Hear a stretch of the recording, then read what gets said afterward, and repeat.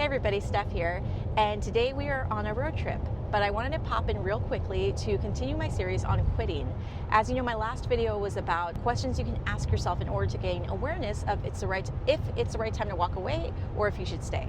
Now today I want to continue this series by talking about quitting as in stopping an action. So I know there are a lot of experts out there on habits and habit breaking, so I don't want to be redundant of them. I want to offer 4 new insights to add to the conversation. These are insights that I've gained over the years from my own personal experience as well as working with clients one-on-one. All right, so tip number 1, start with the wins. It is very tempting, especially when you're talking about breaking a bad habit, to focus on all the negatives and focus on the gap. But I strongly encourage you to look at the wins first, because this sets you up with a winning mindset. It sets you up with momentum and makes you just feel better about taking on this next challenge. I'll give you an example. So for example, somebody might come and say, so I keep losing weight and then gaining it back, and that's why I feel like I've been a failure in this area.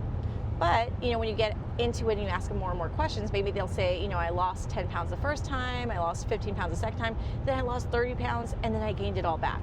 Well, that could be seen as a challenge or a loss, but it could also be seen as a huge win. Like, you're improving the time that you've spent being healthy in order to see this change. Like, you keep improving every time. So all we need to do is expand that time a little bit more, right? There's lots of wins to be had. Also, the fact that you ever lost 10 to 30 pounds, there are so many people out there who have never been able to lose 10 or 30 pounds in their lives. So if you've lost that even just once in your life, you know how to do it. So now the only question is, how do we take those weeks or months of success you had before and make them years of success? All right, tip number 2, don't make it so heavy.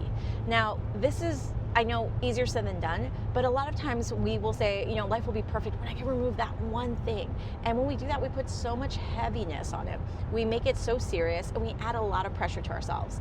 Now, it's important to be mindful that most of us don't perform really well under a lot of pressure. So release the pressure, add some levity to it. Know you can be happy with or without that habit, and then you can move on it more actively. Tip number 3, add before you remove. So a lot of us, when we think about removing bad habits, we just think of the removal part, but you want to add in first whenever possible. Add something that brings you joy or excitement first, and then it's easier to let go of that bad habit. So for example, I'll just share with me, something that I actually wasn't even trying to remove was drinking alcohol. My husband and I, when we met, were in our 20s, so this was a time that a lot of our friends were going out drinking a lot, and we were too. But after we met, my husband's really into adventure and being in the outdoors, so we started doing that more often. And because we did that so often, we just stayed really busy with these fun activities. All of a sudden, with no intention, we just both stopped drinking alcohol. I probably averaged 1, maybe 2 drinks of alcohol an entire year.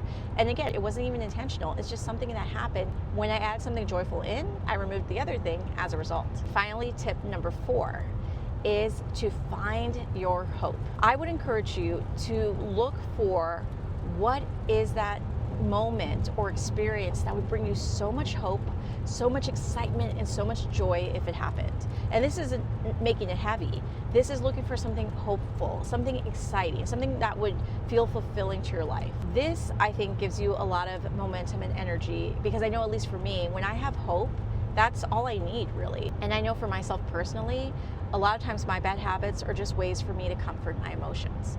So if I have hope, if I have something that brings me excitement and joy, that takes the place of that bad habit, especially if I believe that bad habit is standing in the way or making it more challenging for me to reach that end goal.